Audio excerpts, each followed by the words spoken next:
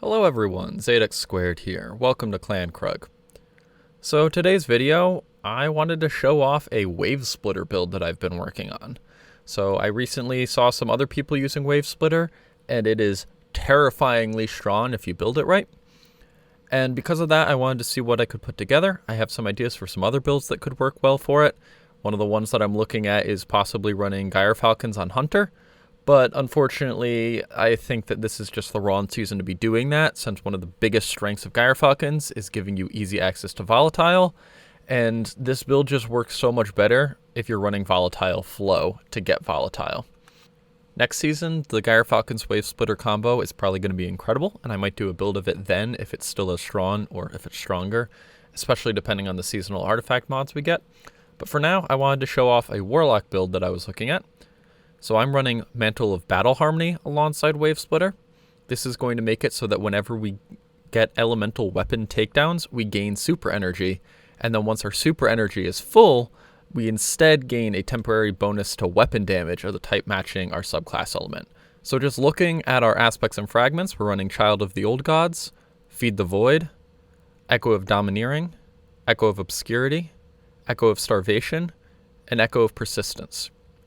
Now, Child of the Old Gods and Feed the Void aren't anything special here. They're basically just your general play abilities, though I will say Feed the Void does work really, really well, just because Devour is incredibly strong, and Wavesplitter makes it really easy to keep Devour procced and get lots of health and keep yourself alive through lots of damage. Echo of Domineering is really good because one of Wavesplitter's abilities allows the weapon to suppress targets after you pick up an Orb of Power, which is going to be one of the main parts of this build and how we run it. And whenever we suppress a target with Echo of Domineering, we gain greatly increased mobility, and our equipped weapon is reloaded from reserves.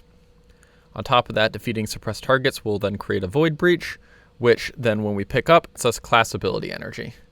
This is going to be great because it's going to work well with Child of the Old Gods to let us get our Rift back up more, to not only heal, but then also be able to send out the Child, which is going to help weaken targets, which is going to be even better for us, making us do more damage. Echo of Obscurity makes it so that when we finish a target, it grants us invisibility. It also gives us 10 recovery, which is just nice. Echo of Starvation makes it so that whenever we pick up a Void Breach or an Orb of Power, it grants us Devour.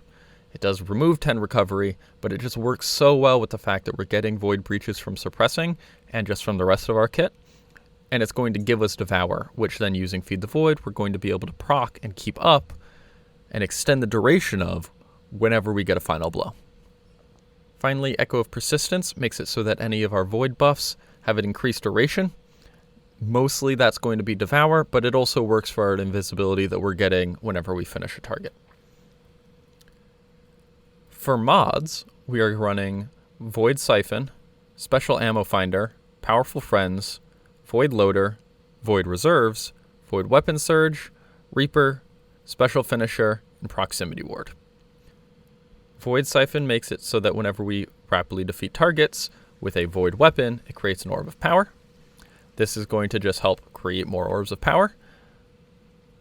Special Ammo Finder is going to increase the drop chance of giving us special ammo. Again, very helpful when we're using a special weapon like it's a primary. Powerful Friends is going to make it so that whenever we pick up an Orb of Power, it grants nearby allies armor charge. This is just helpful when you're playing in a team. Void Loader is going to increase the reload speed of our Void weapons. It's not incredibly helpful here. There's just not too much else in the Gauntlet slot that I think is incredibly helpful. I'm running 3 Void Reserves, but depending on what activity you're running, it might be helpful to throw on some of the Dampeners, Concussive, or any of the resistance mods that would help you stay alive better. I'm also running 3 Void Weapon Surges. Again, depending on what you're doing, it might be helpful to swap off, but I just like the fact that having 3 Void Surges makes us do the max amount of damage possible, and it's going to be very helpful for making Wavesplitter just eat through any enemy's health bar, including Majors. Reaper makes it so that after we use our Rift, our next weapon Final Blow is going to spawn an Orb of Power, again pairing with Void Siphon to just create as many Orbs of Power as possible, which is just going to help keep this build running as long as possible. Special Finisher is going to pair up with Special Ammo Finder to help create as many special ammo bricks as possible. Both of them do it in different ways. Special Finisher is going to make it so that when we have 3 stacks of armor charge, then the next finisher that we do will spawn a special ammo brick. Now, because we're running 3 Void Weapon Surges, we do have a 10-second window to be able to get that finisher off. So if you think that that's not enough time, especially if you're running something like a Master or GM, then you can swap off these Void Surges, and that's going to make it so you're more easily able to get off these finishers since you'll have more time to do it. Because if you don't have anything that runs off of armor charge decay, then these stacks won't decay and you can just go finish something when you're ready. Proximity Ward's also there to help out so that whenever you're finishing something, you get a powerful overshield. Then on top of that, because of our subclass, we are also becoming invisible once we finish something, which means that we are basically getting this massive overshield, and as soon as the overshield is done, we're invisible. This is going to help us finish things safely, especially in high-end content where it can get difficult to finish things safely. So I've been hinting at it this entire time, but Wavesplitter has an ability where collecting an Orb of Power grants a period of maximum power that starts with an automatic reload. Sustained fire in this mode suppresses targets. So basically what that means is that whenever we collect an Orb of Power, of which we're creating a lot of them, it's going to give us suppression on our shots, and it's also going to reload our weapon and give us more damage. All of these are just incredibly helpful. If you don't have an Orb of Power, you will still be able to get up to this maximum damage by just firing at something and holding down the trigger as long as possible. But this is just going to jumpstart that and get us into the fact that we are doing as much damage as quickly as possible.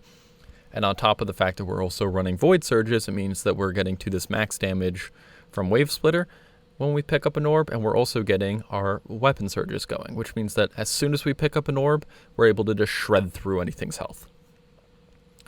Mantle of Battle Harmony is here kind of just to help us get our super faster, but also it's just helpful so that if we do get a kill, we get this weapon damage bonus.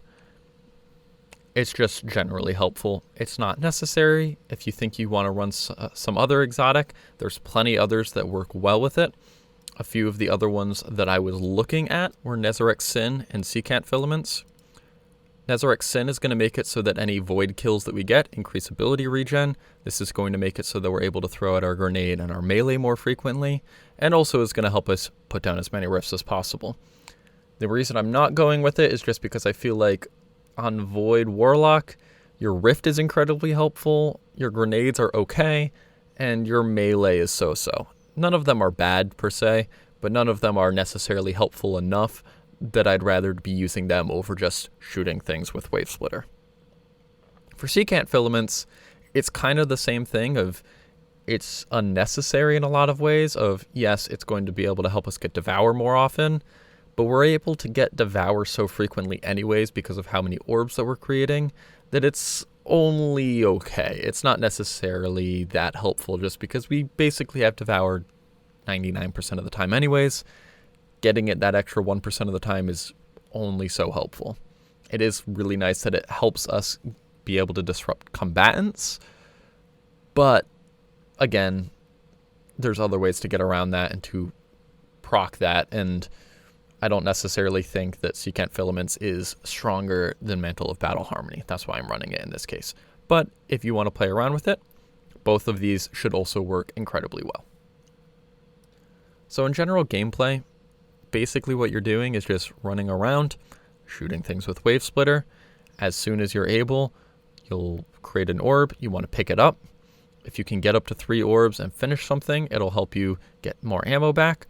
But otherwise, you're just going to be able to basically tear through enemies with it. I'm not actually in any of this footage running Volatile Flow, but if you're running Volatile Flow, it'll help you even more run through enemies. I'm not running it here just so I can show off the power of this build without any of these void mods that we have this season to show you that this is still going to be an incredibly powerful build even going forward past Season 20.